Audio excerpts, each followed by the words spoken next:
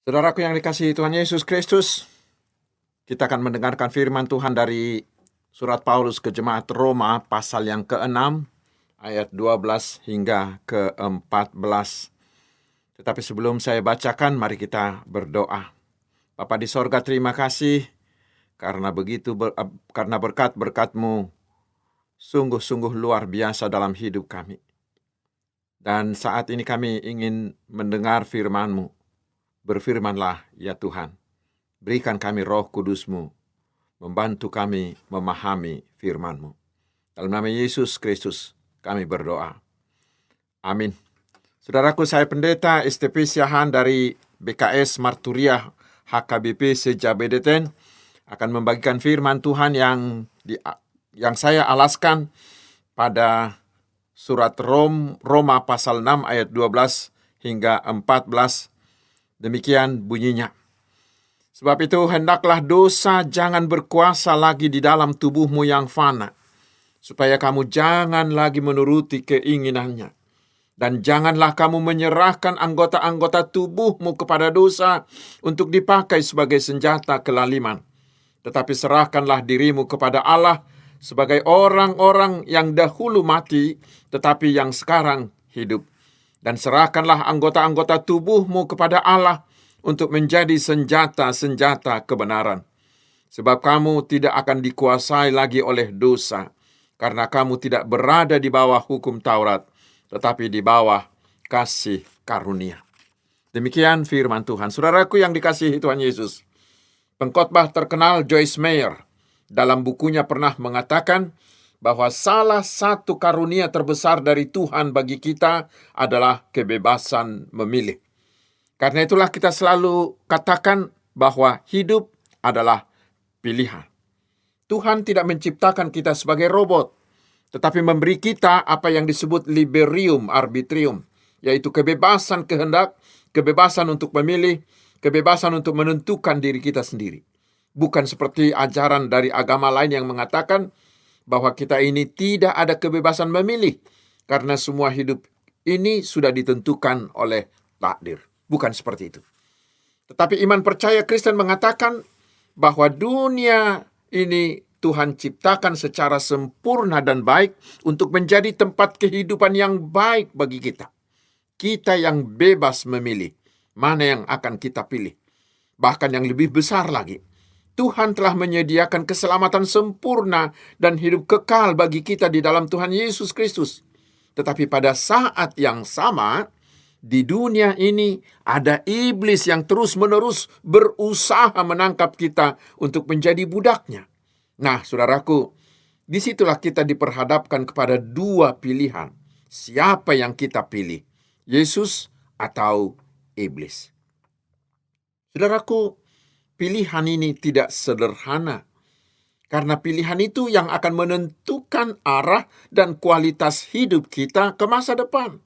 Ibaratnya, apa yang kita tabur sekarang, itulah yang akan kita tuai di depan. Malah, pilihan itu menentukan nasib kita, bukan hanya selama hidup di dunia ini, tetapi terutama menentukan akan di mana kita kelak sesudah kita mati. Dan jangan lupa, saudaraku, bahwa pilihan yang salah akan menghasilkan penyesalan. Dan penyesalan selalu datang terlambat. Karena itu banyak orang yang menyesali hidup masa lalunya. Ini ada sebuah penelitian di Belgia kepada orang-orang yang sudah berusia 60 tahun. Tentang apakah yang mereka sesali dalam hidupnya di masa lalu. Selengkapnya bisa saudara baca dalam bukunya Andreas Nawawi, buku Momen Inspirasi. Hasil penelitian itu sangat mengejutkan. Semoga ini bisa menjadi pembelajaran bagi kita, terutama bagi pendengar yang masih berusia muda. Dikatakan bahwa 72% mereka menyesal karena tidak menggunakan waktu untuk bekerja dengan baik di usia muda. Ada 67% menyesal karena salah memilih profesi. Ada 63% menyesal karena kurang memberi waktu atau menggunakan pola yang salah untuk mendidik anak-anaknya. Ada 58% menyesal karena kurang berolahraga dan kurang menjaga kesehatannya. Dan hanya 11% yang menyesal karena tidak memiliki cukup uang. Lalu ada juga penelitian dari Daily Mail yang melakukan penelitian terhadap 2.000 orang tua. Ternyata lebih dari setengah mereka menyesal karena terlampau banyak bekerja sehingga tidak memiliki waktu yang cukup untuk bermain bersama dan mendidik anak-anaknya. Saudaraku, itulah penyesalan akibat kesalahan memilih. Karena itu kita harus cermat dalam memilih. Jangan hanya untuk kepentingan sesaat dan jangan emosional. Saudaraku, nats kita tadi menghadapkan kita pada pilihan. Siapakah yang kita beri kekuasaan untuk menguasai, untuk mengendalikan hidup kita? Apakah dosa? Atau apakah kasih karunia Tuhan di dalam Tuhan Yesus Kristus? Sebelum perikop tadi, dimulai di ayat 4, Paulus sudah menjelaskan bahwa sebenarnya kita sudah berada di dalam kekuasaan kasih karunia Tuhan. Karena kita sudah dimerdekakan dari kuasa perbudakan dosa. Ketika kita dibaptis di dalam nama Tuhan Yesus Kristus, kita sudah menjadi satu, kita telah terhisap, kita telah turut mati dan dikuburkan dengan Tuhan Yesus. Sehingga kuasa dosa telah dimatikan di dalam kita. Manusia lama kita telah dimatikan, telah dikubur. Tetapi juga saudaraku, ketika kita dibaptis di dalam nama Tuhan Yesus, kita juga turut di dalam kebangkitan, di dalam kemenangan Tuhan Yesus. Sehingga kita sudah diberi, kita sudah memiliki kemampuan untuk hidup merdeka dalam melakukan kehendak Tuhan. Dengan baptisan itu, kita telah memiliki kemampuan untuk hidup secara baru sebagai manusia baru, sehingga kita bisa menjadi sama dengan Tuhan Yesus. Itu yang disebut di ayat 5. Sesudah kita dibaptis, maka kita menjadi satu dengan Tuhan Yesus. Artinya, hidup Yesuslah yang menjadi hidup kita. Tubuh Kristus yang menjadi tubuh saya. Saya hidup hanya dari Tuhan Yesus, sama seperti ranting di Yohanes 15 yang hanya bisa hidup dari pohonnya. Dan lalu kita bisa menampakkan Kristus dalam hidup kita. Saudaraku, semuanya itu kita peroleh hanya karena kasih karunia, hanya karena anugerah Tuhan Yesus semata. Keselamatan kita bukan karena perbuatan kita, tetapi karena anugerah semata. Karena itu, bila kita sudah satu dengan Tuhan Yesus, maka kita hanya bisa hidup dari kasih karunia itu saja. Dan kasih karunia itulah yang menguasai kita. Lalu selanjutnya saudaraku, Paulus mendaftarkan cara hidup yang dikuasai oleh kasih karunia. Pertama di ayat 13 dikatakan, mau menyerahkan hidupnya menjadi senjata kebenaran. Selalu mau melakukan kebenaran dimanapun. Inilah orang-orang yang gigih memperjuangkan hak-hak dan keadilan bagi setiap orang. Kemudian di ayat 17 dikatakan bahwa kita yang mau memilih hidup di dalam kasih karunia, kita akan mau taat dengan segenap hati untuk menerima dan melakukan firman Tuhan dalam hidup kita. Dan firman itulah menjadi kekuatan kita melakukan kebenaran itu. Dan berikutnya setelah itu, kita akan tiba pada kekudusan, ayat 19c. Di sini terlihat bahwa kekudusan itu kita peroleh bukan karena prestasi atau kebaikan, bukan karena kejujuran atau kesopanan kita, bukan. Kita menjadi kudus hanya karena kita telah menjadi satu dengan Tuhan Yesus. Hanya karena kita mau membuat Tuhan Yesus menjadi raja, menjadi penguasa mutlak dalam hidup kita.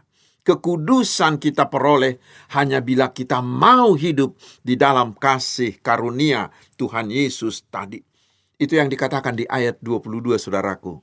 Tetapi sekarang, setelah kamu dimerdekakan dari dosa, dan setelah kamu menjadi hamba Allah, kamu beroleh buah yang membawa kamu kepada pengudusan.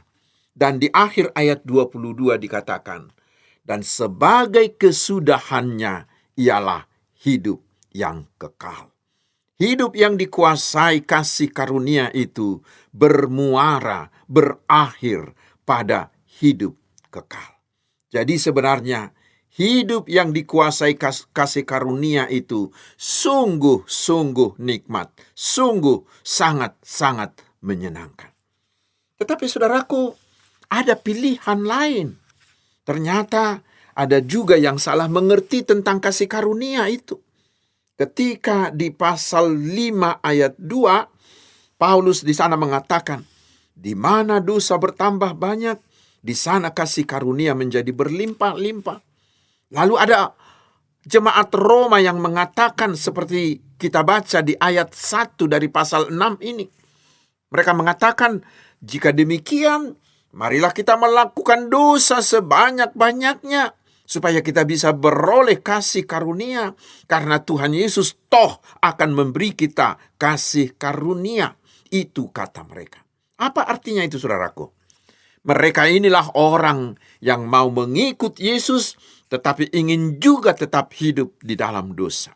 Mereka inilah orang yang sudah dibaptis di dalam nama Tuhan Yesus, tetapi lebih suka melakukan dosa. Karena itulah Paulus memaparkan akibat hidup seperti itu. Dia katakan, bila kamu memberi dirimu lagi diperhamba oleh dosa, lihat, inilah akibatnya. Pertama, seluruh hidupmu akan dikuasai dosa. Tubuhmu, rohmu, pikiranmu, pekerjaanmu, arah hidupmu, semuanya hanyalah untuk dosa. Hidupmu juga akan dipenjarakan oleh dosa. Dosa akan menjadi kebiasaanmu. Dosa akan menjadi kenikmatan bagimu karena hati nuranimu sudah mati. Lalu hidupmu juga akan menjadi senjata kelaliman yang akan terus-menerus melakukan yang tidak berkenan, yang tidak disukai oleh Tuhan. Dan di ayat 19, saudaraku, hidup seperti itu dikatakan adalah hidup yang penuh kedurhakaan. Dan di ayat 20 dikatakan, itu adalah hidup yang sangat memalukan. Tetapi yang paling berat, hasil akhir dari semuanya itu adalah maut kekal. Ayat 20 dan 23. Karena itu hidup seperti itu, saudaraku, adalah hidup yang sangat-sangat mengerikan. Karena itu pilihan ada pada kita sekarang. Pilih mana yang menjadi penguasa atas hidupmu. Kasih karunia Tuhan Yesus yang menguduskan dan menyelamatkanmu, atau dosa yang memalukan dan mematikanmu. Sekali lagi, pilihan ada pada kita. Dan sebenarnya perbedaannya sangat jauh. Bila hati nurani kita masih hidup, bila hati nurani kita masih sehat, pasti pilihan kita jatuh pada hidup dikuasai kasih karunia. Tetapi saudaraku, tidak sedikit orang yang memilih hidup dikuasai dosa. Mengapa? Pertama, karena mereka tidak mengetahui betapa nikmat dan menyenangkannya hidup di bawah kuasa kasih karunia itu. Itulah tugas kita, yaitu memberitahukan kepada mereka ini. Mereka ini biasanya adalah orang-orang yang sering datang ke gereja, tetapi hanya sekedar duduk, bernyanyi, memberi persembahan, tetapi mereka pulang tanpa membawa apa-apa, tanpa perubahan apa-apa. Tetapi yang paling banyak, saudaraku, adalah karena mereka ini lebih suka menikmati dosa. Mereka memilih hidup dikuasai dosa karena merasa dosa itu nikmat. Padahal tidak mereka sadari bahwa dosa itu adalah nikmat yang membawa sengsara. Kita kasihan melihat orang-orang seperti ini.